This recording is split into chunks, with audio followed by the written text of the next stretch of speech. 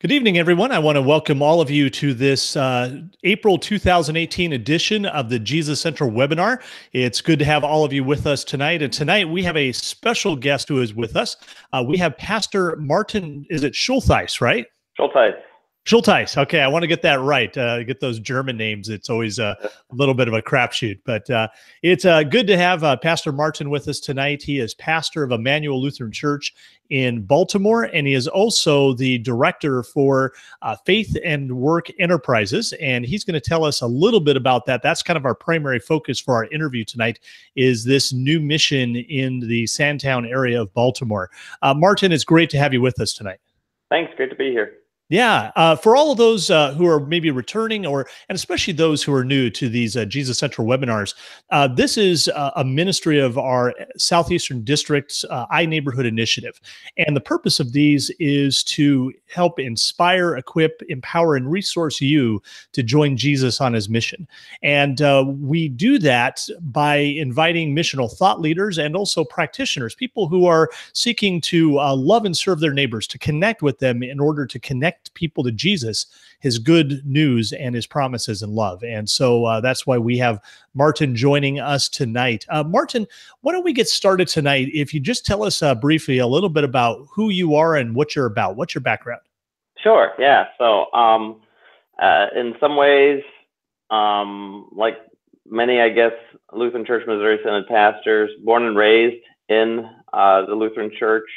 My father's was a Missouri Synod pastor, now married, got 5 kids, doing ministry for almost 20 years. I think what hit me in college was that I think I used to think I was just like everyone else. In college, kind of realized, you know what, my story is maybe a little bit different in terms of the maybe the typical Missouri Synod experience. I grew up in urban areas where I was a minority. Okay. I grew up in really kind of rough areas in Brooklyn and the Bronx, then west side of Baltimore, and then back to Queens, New York. For me, that was home. That was regular. There wasn't anything strange about it until I went to Valpo for undergrad. And honestly, I went into culture shock, because I'd never seen so many white people in my life. People that look like me. I was like, whoa, this is different. This is a little strange. So once after Valpo, went to St. Louis Sem, had some of the city feel there, which was good, especially on Vicarage, and then got back out east. My first call was Long Island, New York, and then back down to Baltimore. I'm obviously a New York and Baltimore kind of guy. Back into it's interesting. A lot of guys get into city work through cross-cultural things. You know, they grow up one area and then they make that cultural leap, and that's fabulous. I'm impressed. I'm in my comfort zone. This is kind of stuff that I grew up in. So being in the urban area here in Baltimore feels like home to me. But that really that urbanness is really a big part of who I am. So it sounds like God was really preparing you for the ministry you're in now, all along from your early childhood, all the way up to prepare you for this moment. Yeah, I guess so. Or he just knew that I couldn't stretch beyond my comfort zone anyway.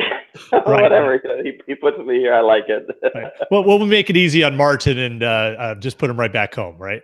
That's right. That's right. Good. Hey, one of the questions I love to ask those that we interview in these webinars is the question, what's Jesus been stirring in your heart lately? What is it that he's been impressing, doing in you, teaching you along the way? Yeah.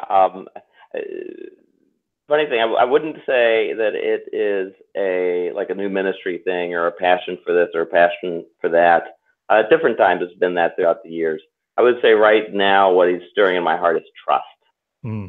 Just this idea of just trust me in this. Trust me with every step of the way, in terms of the details, in terms of the timetable, which is really, really hard to trust him in that, of course. In terms of so much stuff, it's kind of like a spiritual shift that he's doing in my life, where I thought I used to trust God just fine. I really did. I thought that was fine, but more so than ever, he's just pushing that trust. Hmm. What is it that has really helps you in those moments as he's impressing on you to trust him more? What is it that really kind of helps you in that? His patience with me. Every time I struggle with it, look, he's still faithful. It happens, and it's like every time, like, see, I told you, Martin. Again, I told you, Martin, it's gonna be fine. I told you, and just time and time again, he's just shown himself as the one who makes things happen. Yeah. And that has been that encouragement. Like, okay, God, I should have gotten it by now. And more, I'm definitely more trusting of the Lord than I was, even though I thought I was. I wonder how much I will be down the road. But his faithfulness and just time and time again, proving himself faithful. I guess in a sense, I feel like Thomas, blessed are those who don't see and yet believe. Well, some of us need to be shown, and he keeps showing me, and yet calling me to put my trust in him. Yeah, yeah, and I think that's a tough thing that sometimes for us as pastors, we especially strategic types like myself or others, that sometimes you get so much in your plans and your efforts and your work to just kind of step back and say, God's big enough to actually do this if you would just trust with him, and instead of maybe always plowing ahead, maybe it's just kind of resting and waiting upon the Lord a bit. Yeah, and you find out that whatever your strategic thinking was, I think God has a great sense of humor. I think he giggles at us quite a bit. Yeah. And the bigger the plan you have, the more he kind of giggles and say, "Well, listen, I've got something even better. Trust me." Yep. Yeah. Plans will get you out sailing at sea, but it's the Spirit of God, that wind of God that pushes you in the sails and directs you where he wants to go. Awesome. Hey, so Martin, tonight we are talking about faith and work enterprises. And I have to tell you, I've been really looking forward to this interview because it is an exciting thing that God has been doing there in the Baltimore area, in the Sandtown area. Tell us a little bit about the vision and mission of Faith and Work Enterprises. Sure, great. So we're a fairly new organization, still waiting our nonprofit designation from the IRS. I think it's been about 120 days, so we should be receiving it any moment now, which is exciting. Organization that is faith-based workforce development organization. And so our goal is, and our vision mission really works around working with community to do workforce development, to build capacity for work, and especially for men. We focus on men, and to help them grow in holistic well-being. It's not just workforce, but it's the whole being, and to do so from the spiritual foundation center of Jesus Christ and the gospel. And as part of that, then we've also developed a social enterprise component where the guys can practice what they learn in our workforce development training, kind of in a hands-on job-like experience. And so what we did is we have training for the guys. It's best to kind of show you what a typical day or week would look like. We've got Tuesday, Wednesday, Thursday is the schedule, and the morning begins with worship, Bible study, prayer, then training, kind of classroom training for using Jobs for Life curriculum, which is a nationally used. We didn't make it up. We just grabbed this. This looks good. We'll go with this. Unless we want to change it. Don't always need to reinvent the wheel sometimes. Yeah. And it's faith-based. It's good stuff. Then some time with mentors and lunch, and then taking what they learned in that classroom experience and working in our social enterprise. We call that a practicum experience, where they practice what they've learned in the classroom. And in order to do that, we wanted to create a experience that was as close to a working environment as possible, which would also, demand high quality work and, all the things that a future workplace would for them. And so the social enterprise that we created is a chocolate kitchen where we make chocolate bars.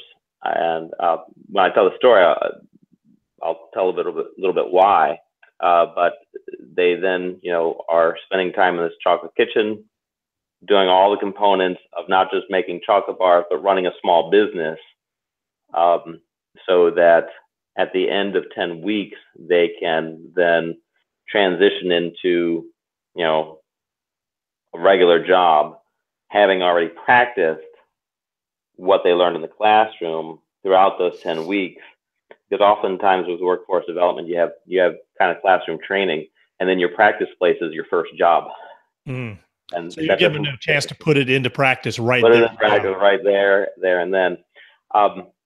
But then the vision isn't to say, okay, we're done with you after 10 weeks, but to have long-term relationships with them. And so part of the vision is then starting a new church, a new congregation, which would be that community of faith and fellowship to continue to support the men and their families, and others, of course, as part of that journey, recognizing how important work vocation is. It's a God-given part of who we are, but then holistically, dealing with anything from physical health, relationships, healthy relationships with others, again, financial well-being, dealing with finances the right way, and community service as well, giving back to the community as a whole. So all that's in the program, but then that's also part of the church plant in order to continue to support guys indefinitely afterward.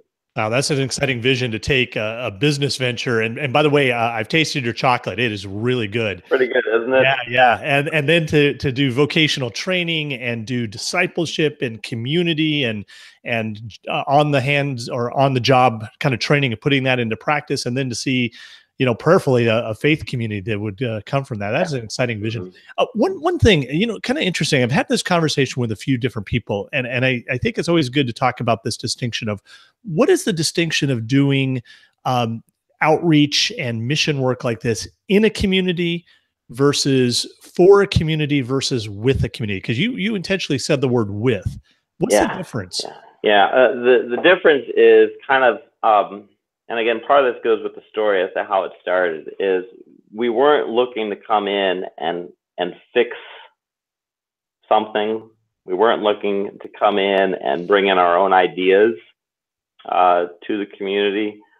Intentionally, from the very start, from the time we set foot in Sandtown, it was to listen and to learn from the people, both in terms of what's on their hearts and minds, as well as what God's already doing there. We weren't the only ones bringing God in. God was already there. And then even through the process, once we discovered that the need that they were looking for in terms of helping these young men get, good jobs, live out vocations that support themselves and their families in a healthy way, as well as a holistic well-being, then to work with them in developing the other aspects of it. So early on, when we were, say, even for the chocolate, for the design of the chocolate bar itself was helped shaped by focus groups that we had with men who would be potentials for the program. Giving them designs, getting feedback from them. The name of the chocolate factory came out of discussions with the men. We called it Pennsylvania Avenue Chocolates. We're located right on Pennsylvania. That's a commercial road, which is connected to the Sandtown community and other communities in the area. And gosh, that came out of none of us would have thought of that except out of our discussions with the guys from the community. To the program itself, different aspects of the holistic well-being. What are the important things? What are they looking for? Where are the strengths? Where are the holes? And then to continue that kind of engaging along the way, mentors are a very important part of the program. Which I should say, the program isn't running, which is fun. It's been fun to be able to talk about this with a lot of people, and they're excited about it, even though it's not even running yet. We're doing ministry, but I'll talk about that in a little bit. But the ministry is not the programmatic chocolate kitchen workforce development yet. Even though that's what's your timetable on that? Well, we are waiting this week to hear from Baltimore Public Markets about a certain space, and if that all sounds good, then we will be able to start our kind of our pre-cohort. We call each group of men that go through the program, they go through it together, a cohort. Pre-cohort would start as renovations start, and their kind of work experience wouldn't be the chocolate kitchen, it would be helping with the renovations. And contractors are on board with that. Baltimore Public Markets, they like the idea. I mean, and the guys like the idea. The chocolate kitchen, though, probably won't be ready to be used. So, in terms of our first real full cohort, until this fall. Okay, awesome, good. It's coming. It's coming. Exciting news. Yeah. So, hey, tell us a little bit about how did Faith and Work Enterprise come about, even to begin with? Yeah, it's a good question. And so there are 4 of us who are officially on staff, and there are many other people who are dedicated and giving of their time and energies in other ways. And you could probably, Travis, ask each one of them, and the story would be a little different. What is unique is how all of these stories have converged into this. My part of that, so I can share with you my part of the story. My part of the story I like to share goes back to my ministry in New York. And I was serving in New York when 9/11 happened. And I was on Long Island, and I had one member make it out of one tower as the other one fell. I had another member, a fire lieutenant, who lost all of his men in one of the towers and couldn't understand why he survived. And our community was a very strong Catholic community, and it was hit with many deaths. I mean, the funerals that just kept occurring at the Catholic parish in our community just were endless. It was a hard time for me as a new pastor. And while we were able to do some stuff, I felt through all of that very ill-equipped, unprepared, and in a sense kind of lost as to, wow, I had never kind of pictured ministry and, what do you do in something like this? But I was encouraged because I knew many pastors who were able to do things. And so that was part of the encouragement. And I think God used that to, even already at the very beginning, to start working in me I think more willingness to trust that God can do what needs to be done no matter the situation. And so fast forward then to Baltimore, and after the death of Freddie Gray, it makes national news and everything, and then the unrest that happened, rather than the reaction I had at 9/11, which was like, oh my, what do I do? I think God had opened my heart to be more responsive to what He can do. And so I and some others were able to jump into action, and we got involved right away. The very next day, we were out on the street at there was a lot of talk that more unrest was going to happen, and it was going to start at a mall, which is right in the neighborhood of our church here. So we went up there and we prayed. We ended up holding hands and praying with gang members up there who also were looking to have no unrest that day. Whole mess of police over in the mall parking lot. We had a community kind of prayer service outside that night as well. Following day, some of us then ventured down to the Sandtown area, where kind of the heart of the unrest was. That's where Freddie Gray was from, and so we spent time down there. I think one of the takeaways there was how welcoming the community was to us. Weren't sure if we would be kind of seen as outsiders or not, but we were welcomed in. And then from there, it just continued to roll. District was helpful. We had a gathering of church workers and interested lay people by the end of the week. Here at Emmanuel, we went to one of the large rallies that were going on, just praying, listening and praying with people. But we walked away from that kind of committed to not letting this opportunity pass by. See what God can do through us, in us, with us through this. And so there are some of us who just kept pushing, kept spending more time in the community, talking, praying, listening, meeting other leaders. We met with some business leaders, just that we came across, not really organized, from the church leaders, and we connected with a pastor, especially one pastor in the Sandtown area, and he kind of really mentored us into the needs of the community, what's going on, and from there we moved to having a block party, which folks from all over the district came and helped out at, and folks in the community showed up and enjoyed. We had a great time together, and then eventually, again, committed not just to kind of feeling good about ourselves. Yeah, we did something. Committed to the community. We just kept coming back and kept listening until we got to the point of realizing, here's a need. These guys need jobs. They need connections. You realize that poverty isn't so much a money issue as a network issue. It's a huge, you and Travis, you and I have networks that are huge. Yep. Huge. If something happened to us now, we have such a network that would hold us up and give us new opportunities. Poverty, people in poverty don't have that kind of network. And without that network, you can't get very far. And so one of the things we realize is we can bring our network in.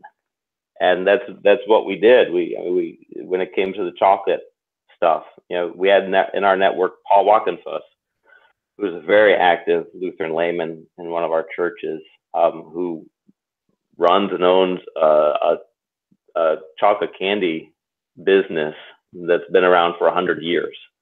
And we shared with him, what would this look like? Do you think we could pull it off? And once he knew that we weren't training people to be chocolatiers for the rest of their lives, so there's not that much business out there, but what they learned through this experience would translate into other experiences. He's part of that network that's been so supportive, and he's been the mentor in that area. And we've just realized that our network just continues. God provides through that network until we get to the point where we are today, where we have 4 people on staff. One is full-time, who's been on the streets of Pennsylvania Avenue, Sandtown area since September, 6 to 7 days a week.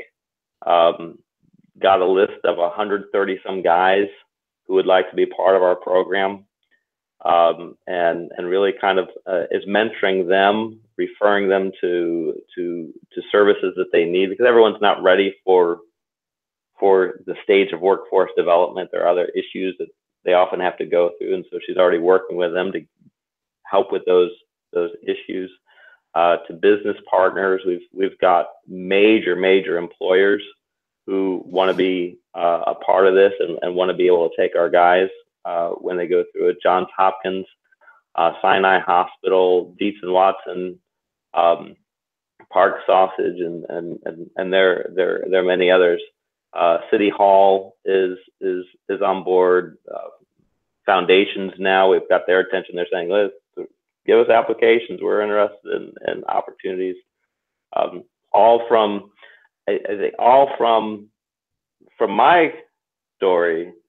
God kind of encouraging me, don't be afraid to go out there and see what happens. Yeah. That's something that God impressed on me a while back. And it actually was around 9/11 as well.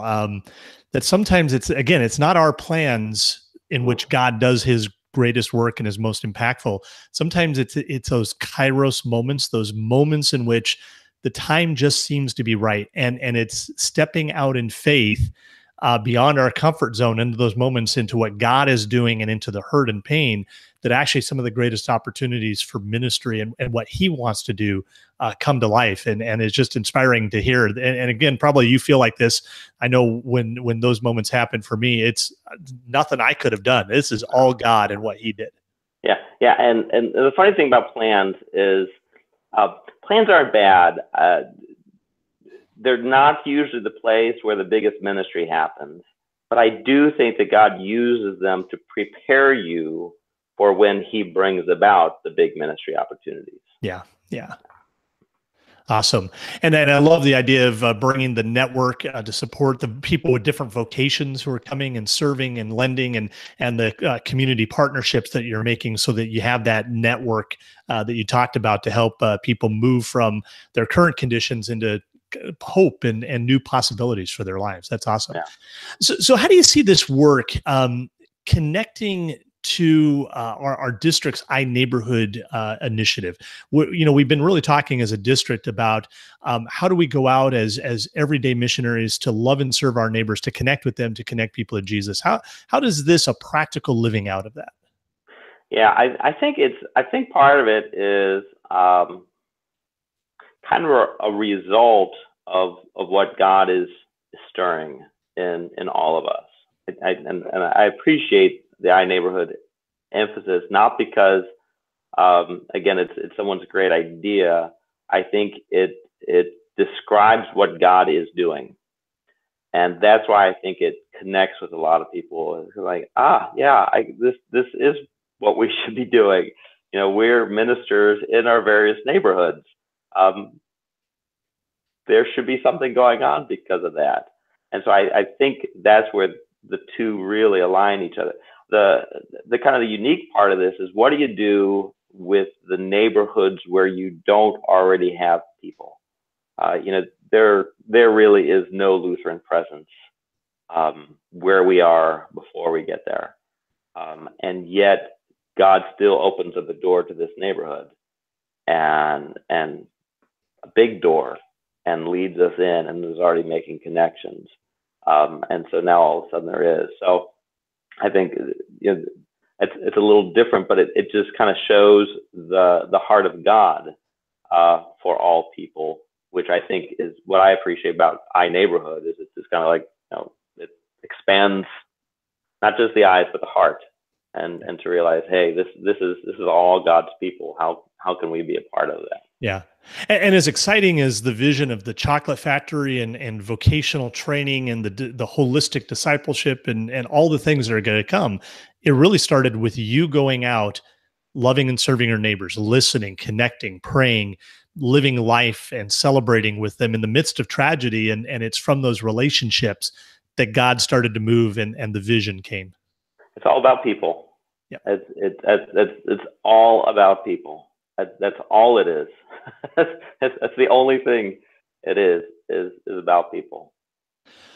So thank you for sharing that. So that story of with Freddie Gray and how the mission developed. But I want to ask the story behind the story. How did you even get to a place where we heard how God brought you to that place, but how did he bring your people with your ministry to that place to step out with you into something that frankly could have been perceived as pretty scary and way outside of the comfort zone of your people? Yeah, or something that we're not called to do. You know, like we should be focused on our area, on our own numbers, on our own pews. It's a good question, and I've been asked that several times, and every time I get asked that, I probably refine the answer a little bit more, because it's not a matter of looking back and seeing how we planned it out. Because that's kind of one of the big answers, is we didn't plan it out that way. I didn't plan it out that way. When I got to Emmanuel 14 years ago, I did come with a lot of ideas and plenty of ideas. I had plenty of plans. You know, this was kind of an opportunity to come into an urban setting. This is what I was used to. This is what I loved, ready to go, and really kind of hit several brick walls. Sometimes because the people weren't ready. Sometimes because my plans just weren't the right ones. Probably a lot of both. And eventually, and so I got to write. I was asked to write a Lutheran Witness article. I think it was in February about this, and that was a helpful experience to be able to put it on the paper, because it helped me to realize that what we did that helped prepare us for today was, as pedantic as it sounds, as we focus on Jesus. Gosh, the preaching, the teaching, the culture and the atmosphere in our meetings, whether council meetings, congregational meetings, it became about the Lord Jesus and his love, his constant, unconditional grace and love for us, was just the constant refrain. And I think I shared in the article that it got to the point where, like, every lectionary reading, it just popped up. And as soon as I thought that, you know, maybe I should move on to focusing onto a different part, you know, a different theme, congregation members would say, "Oh, that's just what I needed to hear today. Oh, thank you. I think God was speaking to me." And so God just kind of confirmed time and time again, this is what we need to hear. This is what needs to be told. This is what our identity needed to become, is a congregation that was focused on this Jesus Christ who loves. I'll be honest, Travis, it wasn't even that we were preaching that God loves the whole world. You know, God loves our neighbor, and God loves, you know, people over there. We were being fed that God loves us. And out of that, and putting aside a lot of our plans, things started to come up. This one of them, you know, obviously one of the major, not the most major, but several other things too, would come up. And it was no longer, you know, does it fit in our plan? Should we do it? Should we not do it? It's more of, wow, I wonder if Jesus is doing this. This sounds like what Jesus is doing. And the congregation that, you know, years ago, we would debate about things and should we do it? Should we not do it? What are the resources? You know, how does this impact the budget? How does this impact what we're doing? That's going to take away from this. Those discussions, you know, didn't really take place anymore. It was, wow, this looks like what Jesus, I think Jesus is doing this. And I think we grew into, maybe through this focus on Christ, I don't know, God's the one who did. God, I think, has given us an ability to discern his spirit much more than we used to have. Maybe because we set so much other junk aside and just focusing on him. I think we're able to discern a little bit better and to be able to see, yeah, this is Jesus. Let's go for it, even though we don't know We don't know how it's all going to work out. None of us knew. You know, when we started setting foot in Sandtown, we didn't know where this was going to end up. Not workforce development, certainly not chocolate. Certainly not getting a location there. You know, starting a nonprofit. We didn't know. We just felt like Jesus was doing it. So let's just keep walking forward. And that's really become the culture of our congregation, and it's fun. It's taken the pressure off of me to have to come up with stuff, and them. You know, I think we keep our eyes open a lot better than we used to, and God continues to show up. And you know, we've got other new ministry that is starting. And it's like, okay, well, God's put it out there. It looks like him. So far, he's given us what we need for it. Let's keep going and see what happens. Yeah, that's awesome. So, you know, a couple of things I heard, and it's just really beautiful. It's, you know, I think of that passage from 1 John, we love because he first loved us. You know, the capacity to even begin to love others is growing in that true life-shaping love of Jesus, and that transformative, and really kind of that heart of the good shepherd. You know, how you think of Jesus looking out at the crowds who were harassed and helpless like sheep without a shepherd. Well, before you're even moved to want to go into that mission field that he calls us to, you got to have the heart of the good shepherd of his love and care for you, and let that transform you. And then really hearing about the eyes of Jesus, to be able to see people the way Jesus does, to be discerning and watching what he is doing.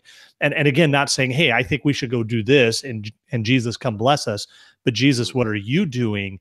And discerning that and praying about that. And then, okay, we think he's over here, let's go try it, and just kind of, and not to be afraid. You know, the fear factor. Gosh, I don't think we have, no, for good or for bad, we don't have much fear factor now. But it's what becomes amazing is, well, what I'll say is how much we're able to do when we know how incredibly loved we are.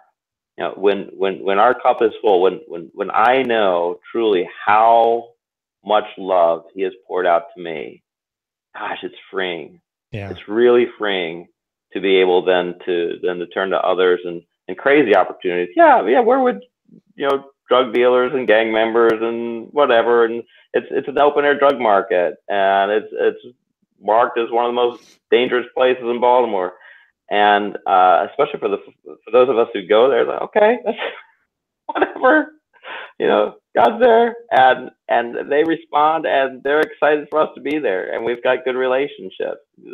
Christ is all over that. That's awesome.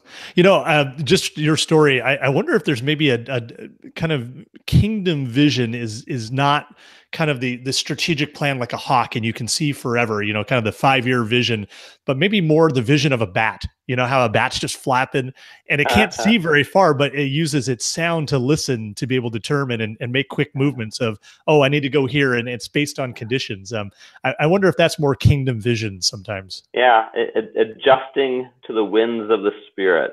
Yeah. Just a quick aside. I don't want to take all aside. I remember, you remember Rick Warren's book that came out a while ago, Purpose Driven Church? Yes. Yep. Gosh, he had a great line about how he just kind of rode the wave of the Spirit.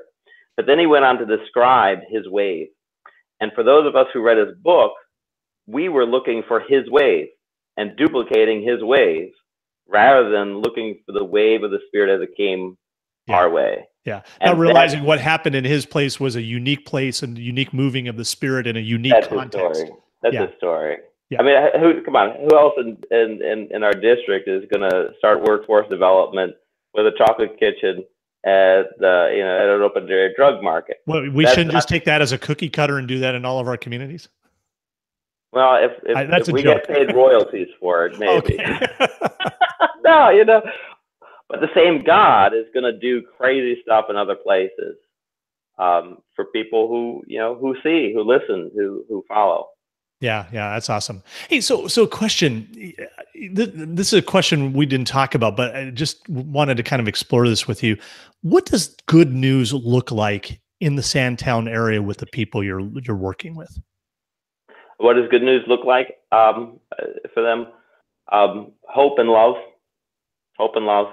When we got there, there was a lot of hopelessness in terms of, nothing's going to change. No one really cares.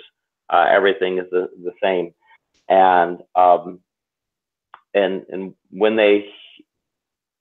we spend more and more time we spend with them, the hope continues to increase, and the love to be loved, to know that they're loved. It's what we all need. We all need it. It's the same thing. The good news that gets shared, here on a Sunday morning at Emmanuel versus the good news that's shared in the heart of Sandtown. It's the same human need. Tell me I'm loved. Tell me I'm forgiven. Tell me there's a God who cares. Tell me that there's a purpose and a story for me, and that there's a good ending. That's wonderful. That's awesome. So we've been talking about a lot of the good and what God's doing.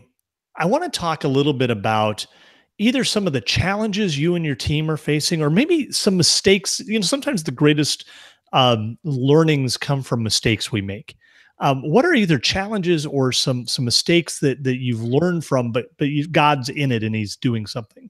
Yeah, mistakes is interesting. I think because it's also in a sense new to us, and it's a journey that we haven't gone on before, that we don't really see mistakes as much as changing of direction here and this way. Okay, well, we thought it was going to be this, but God's actually showing it's this. Okay, we're good with that. So it's reframing the idea of mistakes of, no, we just learned something not to do. Yeah. It's just better understanding what God is doing, and realize, okay, that's fine. So, but the challenge, I would say, besides the trust, the patience, is spiritual warfare. This was interesting because as we were doing some of our research early on, we talked to organizations throughout the country who are doing similar type stuff in their urban settings, and several of them made a point of saying, listen, you get to work in some of these areas, you do stuff, expect major spiritual warfare.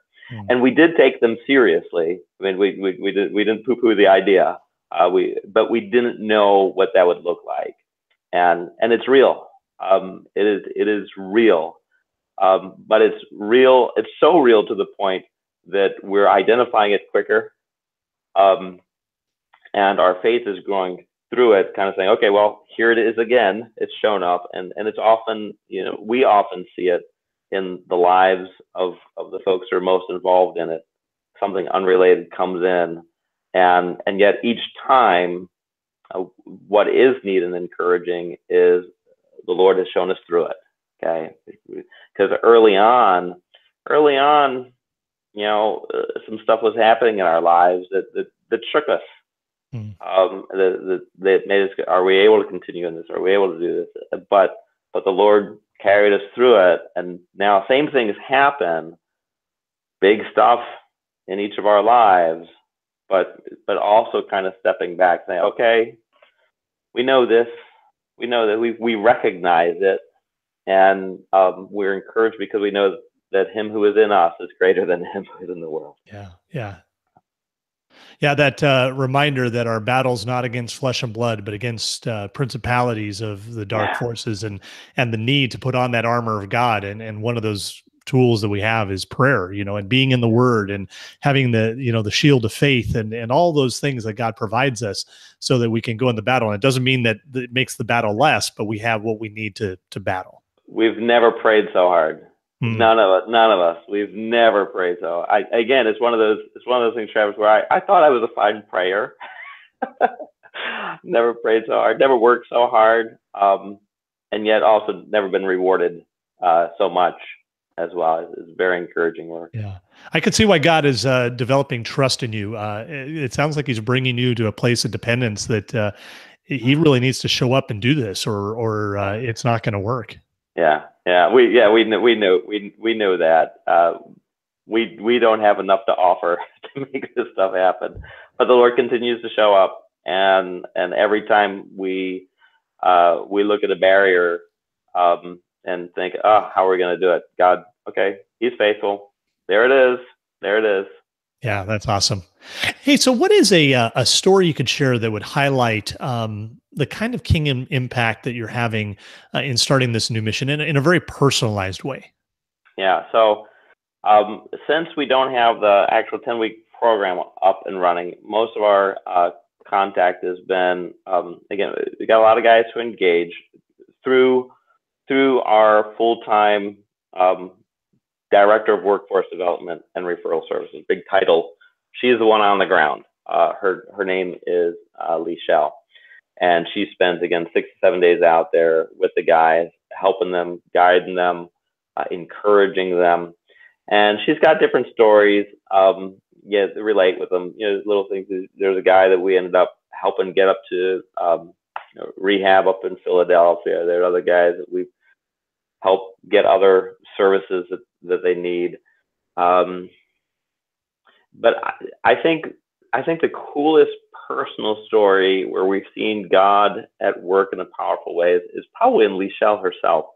So Lichelle came to us as, I don't know, God made the connection. So we started this, there are a few of us who started this idea, again, not knowing not only where the resources were going to come from in terms of people skills, not even knowing what those skills needed to be.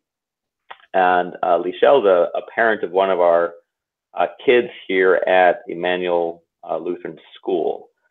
And just through a whole other conversation, it came up that she'd done nonprofit work with guys coming out of prison in Baltimore for many years. And our conversation was focused on something else. So but just kind of like that, I should follow up with her sometimes and just share with her what we're looking at doing. And so when I did, something sparked in her because she'd given up nonprofit work several years ago because she saw an ineffectiveness that was happening because a lot of focus on grant money and no ability to focus on faith with the nonprofits that she was a part of. And so she kind of left that behind. And so when she heard what we were hoping to do, she got excited. But one of the stories is the day before I mentioned it to her, she says her mom that night asked her, when are you going to get back into this nonprofit work? This is how God works. And the next day, I just happened to have a conversation with her. And that has moved to her being our full-time worker who brings in a rich experience. She used to own a business, in her youth, across the street from where we're located. She knows the area.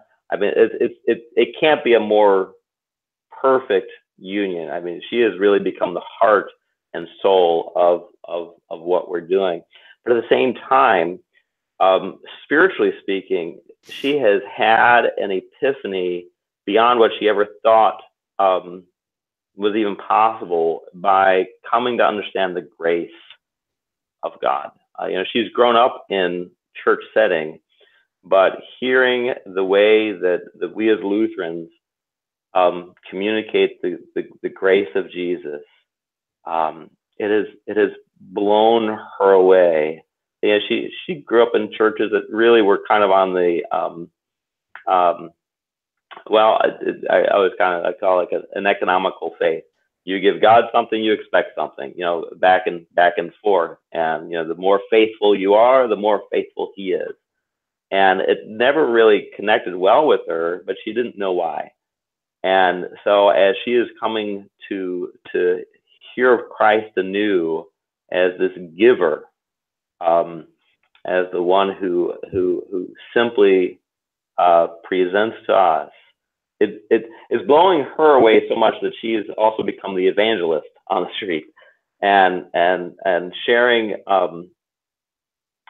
She after our Good Friday worship service, where she had heard, actually it was the Passion, it was Palm Sunday, Sunday of the Passion. She had heard the gospel account of the Passion of Christ, which in her church background, you never heard the whole thing like we do. But she had heard it in a new way, how much Christ had given of himself. She went straight back onto the avenue, and she started sharing the same story to the guys that you need to, Christ, you need to hear this. She's so excited about her faith. That's awesome. Sometimes it's not all these skills that people think that you need to have. It's just, wow, here's the gospel, and here's what Jesus did for me, and I just am excited to go tell you. Yeah. That's awesome. When it hits home, then it comes out that much more easily. That's awesome. Thank you for sharing that story. So, as we kind of come to the close of our time, there are people who are watching this, pastors and church workers and God's people from different ministries, and they've been thinking about, how do we live out this faith? How do we connect and engage with our communities and love and serve our neighbors? From your experience, short of going and starting a chocolate factory, what would you share with them tonight as they seek to connect with their neighbors, to connect people to Jesus? Yeah. If God would work in any similar way to how he's worked with us, I would say, don't be afraid of making plans and trying new stuff. Sometimes it works, sometimes it doesn't. When it doesn't, don't worry about it. Just learn from it. But at the same time, most importantly, be attentive, and don't be afraid when these doors open up, and look for the doors in places that you wouldn't traditionally look for them. I truly believe God is doing a shift in the Western church right now, and he's taking some of the Western out of it, especially some of the white Western out of it. And I think that's one of those big waves that's hitting everyone. And churches that have been used to looking in the same place for that open door are really going to have to force it. I think the doors that are opening aren't in that place anymore. And so you really have to be attentive to cross-cultural, working with those who are marginalized. Our urban centers, I think, are key, and I think our immigrants are key. And again, we're not talking about immigrant stuff so much here with what we're doing, but we are doing that as well. Not just working to help at the immigrant church, and not just working with, though working with is big, but learning from as well, because God is opening up a fresh Christianity that the Western church isn't used to, but he's doing it by bringing that church from the global South to us. Yeah. And I think he's doing that to wake us up, to say, wow, we can really do church differently, and Christ can take hold of all these things. Yeah. I definitely think some reverse mentoring. I mean, I think we always think of what do we have to offer, but I think that there's a lot that we need to be learning from them. And I mean, I know with the growth of a lot of our Ethiopian ministries and Liberian ministries throughout our district, I mean, I'm excited by their faith that has been tempered by persecution, and it's really exciting, their passion and their desire to reach out with the gospel that has really inspired me a lot. Yeah, and it should. It's often a more holistic Christianity, from the Western concept, which just traditionally Western church, we've kind of boxed our faith into the faith box and then our life box, and we separate church and everything else. And Christians that are coming from throughout the world, they don't know they don't understand. What do you mean separate church from anything in those Yeah. separations. It's all holistic in life. Yeah. Yeah. You know, one of the things you talked about, I think about Jesus and his ministry, and it wasn't the religious and the people who were good and had their lives all put together, but it was the hurting, the broken, it was the foreigners, it was people who were on the outsides and the margins that actually responded to Jesus the most. And perhaps it's the same in our day and age as well. It's not always the people with their lives together. It's people who are messy and different. And yet that's the ones that Jesus is calling us to, because that's where he is and he's moving towards. Yeah. And because they're the ones who can't hide it. All of us are marginalized, but some of us are better equipped to hide it. And so you go into Sandtown, it's the same problems that you get in the richest suburbia, but you can't hide it in Sandtown. You can't pretend it's not there. Yeah, it's like Jesus said, it's not the healthy who need a doctor, but the sick. Well, Jesus knows in his mind, well, the healthy are just as sick, but they just think they're healthy. But it's those who really know that they're sick and are ready for a word of good news that are most open. Hey, we got 5 minutes left. Important question. Those who are watching this webinar, how can they support you and your mission efforts with Faith and Work Enterprises? Sure. So obviously the easiest answer is send donations. You go on to our website, faithandworkenterprises.org. I'll repeat that, faithandworkenterprises.org. And you'll see again what we're doing. There's a good video that we used for a campaign that we did. See some of the guys who are already connected with the program. And there's also a donate button there. Obviously, lift up in prayer. Invite us out. We're willing to share the story. When the time comes, the chocolate will help. A lot of churches and schools are already looking for it so they can sell it to support. To realize it's chocolate. It's good chocolate. It's neat design, all that kind of stuff. But it's really about the guys and about the community. So all those things are kind of direct support for us. I would say even better is open up your eyes to the opportunities God's doing. I think the more we reach into our urban areas and outside of cultures that the LCMS already, is full of, our church will be richer as a whole. And we all together will grow spiritually and more effectively bearing fruit for the gospel. That's awesome. Thanks. And definitely want to encourage all of you to keep this mission in your prayers and reach out and get involved, donate, buy chocolate when it's time. And all that really can go a long way. Hey, Martin, for those who would like to get a hold of you and maybe talk further about this and from your experience, how can they reach out to you? Again, go to the website and there's contact information there. That's the best way to do it. Awesome. Phone probably connects them with Tina Jason, who is our Chief Operations Officer. But I think all of our emails are there as well. If they want to reach out to me personally, or Tina's a great spokesperson for it as well, or the other folks on staff. Excellent. Hey, Martin, thanks so much for joining us tonight. It was great to hear your story and all that God's doing. And please know you're in my prayers, and encourage all of us to lift you up in prayers. And for those who are watching, reach out to Martin if you got questions, or also reach out to me. One of the things that we're getting ready to do here in the Southeastern District is starting our SED coaching network. There are many of us who are really seeking and praying of how we can connect with our neighbors, and what's that mean for me? What's that mean for my ministry and my context? And sometimes God's starting to lay something on our hearts, but we just don't know how to make it happen. And that's the great thing that coaching can do for you is for whether myself or one of the others, I know Tina is going to be one of our coaches who works with Faith and Work Enterprises, that we can come along to be that creative think partner with you to help you not only step into a vision that you're dreaming, but really sense what is God up to?